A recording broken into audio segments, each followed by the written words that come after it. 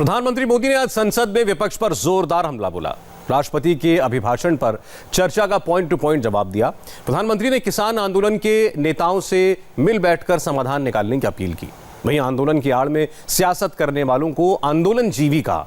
मोदी ने कहा कि नई एफडीआई का मतलब है फॉरेन डिस्ट्रक्टिव आइडियोलॉजी। देखिए कैसे प्रधानमंत्री ने 75 मिनट में विरोधियों के एक एक सवाल का करारा जवाब दिया। आदरणीय सभापति जी, सदन में किसान आंदोलन की भरपूर चर्चा हुई है। ज्यादा से ज्यादा समय जो बातें बताई गई वो आंदोलन के संबंध में बताई गई। किस बात को लेकर के आंदोलन है उस पर सब मौन रहे। आंदोलन कैसा है, आंदोलन के साथ क्या हो रहा है, ये सारी बातें बहुत बताई गई, उसका भी महत्व है। लेकिन जो मूलभूत बात है, अच्छा होता कि उसकी विस्तार से चर्चा होती। वैसे हमारे माननीय कृषि मंत्री जी ने बहुत ही अच्छे ढंग से कुछ सवाल भी पूछे हैं। उन सवालों के जवाब तो नहीं मिलेंगे, मुझे खातरी है। जब हम चुनाव आते ही एक कार्यक्रम करते हैं कर्ज माफी। अब वो किसान का कार्यक्रम है कि वोट का कार्यक्रम है, वो तो हिंदुस्तान में हर कोई भली भांति जानता है। लेकिन जब कर्ज माफी करते हैं तब छोटा किसान उससे वंचित रहता है, उसके नसीब में कुछ नहीं आता है। क्योंकि कर्ज माफी जो बैंक से लोन लेता है उसके लिए होती है। छोटा किसान का बेचारा बैंक में खाता नहीं, वो कहाँ लोन लेने जाएगा। हमने छोटे किसान के लिए नहीं किया है, भले ही हमने राजनीति कर ली हो। 1-2 एकड़ जमीन वाले किसान जिसके पास बैंक का खाता भी नहीं है, न वो कर्ज लेता है, न कर्ज माफी का फायदा उसको मिलता है। उसी प्रकार से पहले की फसल बीमा योजना क्या थी? एक प्रकार से वो बीमा जो बैंक गारंटी के रूप में काम करता था, और वो भी छोटे किसान के लिए तो नसीब ही नहीं होता था। वो भी उन्हीं किसानों के लिए होता था जो बैंक से लोन लेता था और उसका इंश्योरेंस होता था, तो बैंक वालों को भी एक विश्वास होता था, चल जाता था। आज 2 हेक्टेयर से कम कितने किसान हो गए जो बैंक से लोन? सिंचाई की सुविधा भी छोटे किसान के नसीब नहीं हुई। बड़े किसान तो बड़ा बड़ा पंप लगा देते थे, ट्यूबवेल कर देते थे, बिजली भी ले लेते थे और बिजली भी मुफ्त मिल जाती थी, उनका काम चल जाता था। छोटे किसान के लिए तो सिंचाई के भी लिए दिक्कत थी, वो तो कभी ट्यूबवेल लगा ही नहीं सकता था, कभी कभी तो उसको बड़े किसान से पानी खरीदना पड़ता था और जो दाम मांगे वो दाम देना पड़ता था। यूरिया, बड़े किसान को यूरिया प्राप्त करने का कोई प्रॉब्लम नहीं था। छोटा किसान को रात रात लाइन में खड़े रहना पड़ता था, उस पर डंडे चलते थे और कभी कभी तो बेचारा यूरिया के बिना घर वापस लौट जाता था। ये हम छोटे किसानों के हाल जानते हैं। 2014 के बाद हमने कुछ परिवर्तन किए। हमने फसल बीमा योजना का दायरा बढ़ा दिया ताकि किसान, छोटा किसान भी उसका फायदा ले सके, और बहुत मामूली रकम से ये काम शुरू किया। और पिछले 4-5 साल में फसल बीमा योजना के तहत 90,000 करोड़ रुपए, छोटी रकम नहीं है, 90,000 करोड़ रुपए उसके क्लेम किसानों को मिले। कर्ज माफी से भी आंकड़ा बड़ा हो जाता है। छोटे किसानों की परेशानियों से हर कोई परिचित है। समय समय पर उनके सशक्तिकरण की मांग भी उठी है। हमारे आदरणीय शरद पवार जी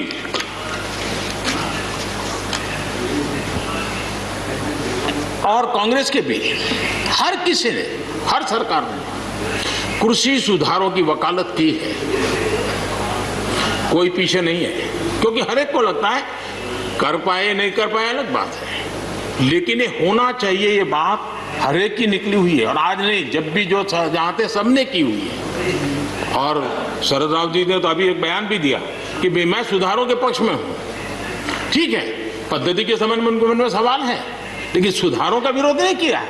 और इसलिए मैं समझता हूं कि हमें इस विषय में हमारे साथी श्रीमान सिंधिया जी ने बहुत ही अच्छे ढंग से कई पहलुओं पर इस कानून को लेकर के यहाँ पर ये सारी बातें पिछले 2 दशक से लगातार चल रही है, हर फोरम में चली है। ऐसा नहीं है कि कोई हमारे आने के बाद हर ने कहा और हर एक को लगा कि अब समय आ गया, हो जाए, अब समय आ गया। ये ठीक है, फुल स्टॉप कॉमा कोई इधर उधर हो सकता है, कोई ये दावा नहीं कर सकता है कि भाई हमारे समय की सोच बहुत ही बढ़िया थी। मैं भी दावा नहीं कर सकता हूं कि हमारे समय की सोच बढ़िया है, 10 साल के बाद कोई नई सोच आ ही नहीं सकती। ऐसा नहीं होता है जी। ये समाज जीवन परिवर्तनशील होता है। आज के समय हमें जो ठीक लगा चलो चले, आगे सुधार करेंगे, नई चीजों को जोड़ेंगे। यही तो प्रगति का रास्ता होता है जी। रुकावटें डालने से प्रगति कहां होती है जी। और इसलिए लेकिन मैं हैरान हूं, अचानक यू टर्न ले लिया भाई, ऐसा क्यों किया? ठीक है, आप आंदोलन के मुद्दों को लेकर के इस सरकार को घेर लेते हैं, लेकिन साथ साथ किसानों को भी कहते हैं कि भाई बदलाव बहुत जरूरी है, बहुत साल हो गए, अब नई चीजों को लेना पड़ेगा, तो देश आगे बढ़ता है। लेकिन अब मुझे लगता है कि राजनीति इतनी हावी हो जाती है कि अपने ही विचार छूट जाते हैं। लेकिन जो ये सब कर रहे हैं अच्छा है। आदरणीय डॉक्टर मनमोहन सिंह जी यहाँ मौजूद है, मैं उन्हीं का एक कोट आज बहुत पढ़ना चाहता हूँ। हो सकता है जो यू टर्न कर रहे हैं वो मेरी बात माने या न माने, मनमोहन सिंह जी की तो बात जरूर मानेंगे। There are other rigidities because of the whole marketing regime set up in the 1930s, which prevent our farmers from selling their produce where they get the highest rate of return. It is our intention to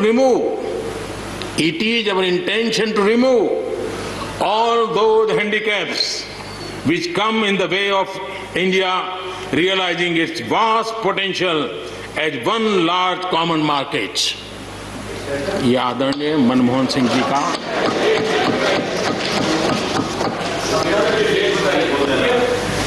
आदरणीय मनमोहन सिंह जी ने किसान को उपज बेचने की आजादी दिलाने, भारत को एक कृषि बाजार दिलाने के संबंध में अपना इरादा व्यक्त किया था और वो काम हम कर रहे हैं।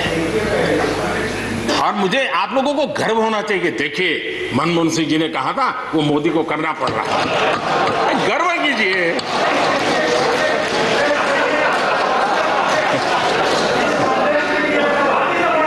प्लीज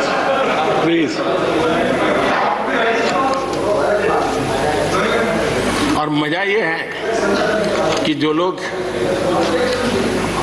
पॉलिटिकल बयानबाजी करते हैं उछल उछल करके, उनके राज्यों में भी जब उनको मुकाबला है, इसी में से आधा अधूरा कुछ न कुछ किया ही किया है हर किसी ने। यहाँ जो विरोध में दल है उनकी भी जहाँ सरकारें हैं वहां आधा अधूरा कुछ न कुछ तो किया ही है, क्योंकि उनको भी मालूम है रास्ते का रास्ता तो यही है। और मैंने देखा इस चर्चा में लॉ का जो स्पिरिट है उस पर किसी की चर्चा नहीं हुई है। शिकायत दिया गया तरीका ठीक नहीं था, जल्दी कर दिया, इसको नहीं पूछा, ये रहता है। वो तो परिवार में शादी होती है तो भी फूफी नाराज होकर के कहती है मुझे कहाँ बुलाया, वो तो रहता है। इतना बड़ा परिवार है तो रहता ही है। हमें आगे बढ़ना चाहिए, देश को पीछे नहीं ले जाना चाहिए। पक्ष हो विपक्ष हो, आंदोलनरत साथी हो, इन सुधारों को हमने मौका देना चाहिए और एक बार देखना चाहिए कि इस परिवर्तन से हमें लाभ होता है कि नहीं होता है। कोई कमी हो तो उसको ठीक करेंगे और कहीं ढिलाई है तो उसको कसेंगे। ऐसा तो है नहीं कि सब दरवाजे बंद कर दिए बस। और इसलिए मैं कहता हूं, मैं विश्वास दिलाता हूं कि मंडियां अधिक आधुनिक बने, अधिक प्रतिस्पर्धी होगी। इस बार बजट में भी उसके लिए हमने प्रावधान किया है। इतना ही नहीं, एमएसपी है, एमएसपी था, एमएसपी रहेगा। ये सदन की पवित्रता समझे हम। जिन 80 करोड़ से अधिक लोगों को सस्ते में राशन दिया जाता है, वो भी कंटिन्यू रहेगा। इसलिए मेहरबानी करके भ्रम फैलाने के काम में हम न जुड़े, क्योंकि हमको देश ने एक विशिष्ट जिम्मेवारी दी है। भारत की ताकत ऐसी समस्याओं के समाधान करने की और नए रास्ते खोजने की रही है, आगे भी खुलेंगे। लेकिन कुछ लोग हैं जो भारत अस्थिर रहे, अशांत रहे, इसे लगातार कोशिशें कर रहे हैं। हमें इन लोगों को जानना होगा। हम ये न भूलें कि पंजाब के साथ क्या हुआ। जब बंटवारा हुआ, सबसे ज्यादा भुगतना पड़ा पंजाब को। जब 84 के दंगे हुए, सबसे ज्यादा आंसू बहे पंजाब के, सबसे ज्यादा दर्दनाक घटनाओं का शिकार होना पड़ा पंजाब को।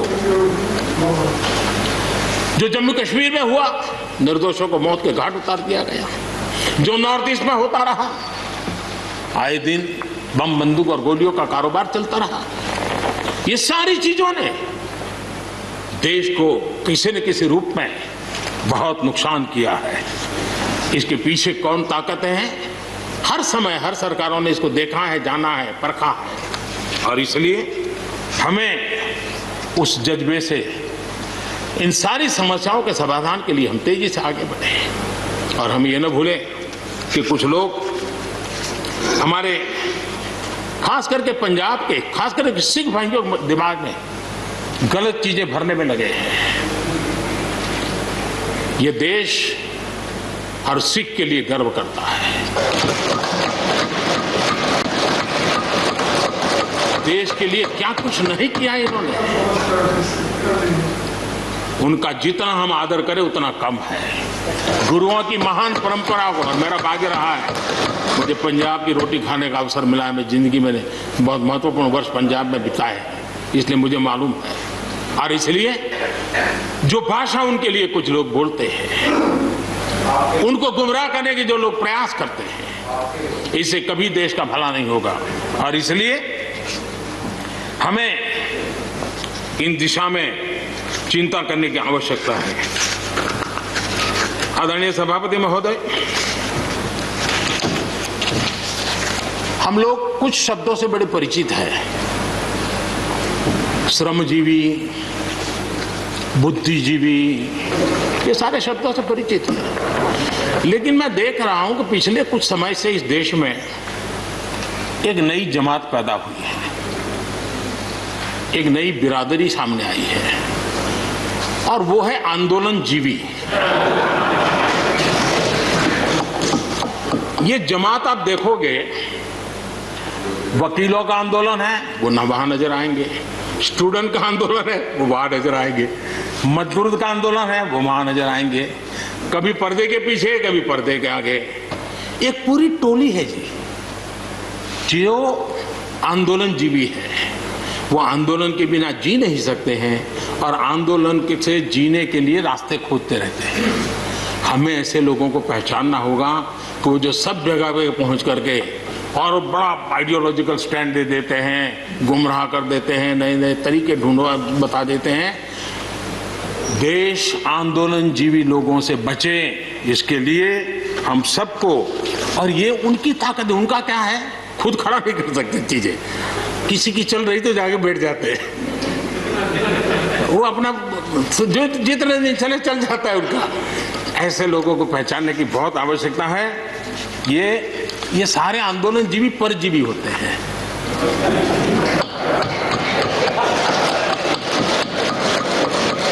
और यहां पर सब लोगों को मेरी बात से आनंद इसलिए होगा कि आप जहां जहां सरकारें चलाते होंगे, आपको भी ऐसे परजीवी आंदोलनजीवियों का अनुभव होता होगा। और इसलिए उसी प्रकार से एक नया मैं चीज देख रहा हूं। देश प्रगति कर रहा है, हम एफडीआई की बात कर रहे हैं, फॉरेन डायरेक्ट इन्वेस्टमेंट। लेकिन मैं देख रहा हूं इन दिनों एक नया एफडीआई मैदान में आया है। ये नए एफडीआई से देश को बचाना चाहिए। एफडीआई चाहिए, फॉरेन डायरेक्ट इन्वेस्टमेंट। लेकिन ये जो नया एफडीआई नजर का आ रहा है, ये नए एफडीआई से जरूर बचना होगा। और ये नया एफडीआई है foreign destructive ideology, foreign destructive ideology. और इसलिए इस एफडीआई से देश को बचाने के लिए हमने और जागरूक रहने की जरूरत है। आगे बढ़ेंगे। अब उत्तराखंड त्रासदी के बाद तपोवन में रेस्क्यू ऑपरेशन की सबसे लेटेस्ट तस्वीरें आपको दिखाएंगे इस ब्रेक के बाद।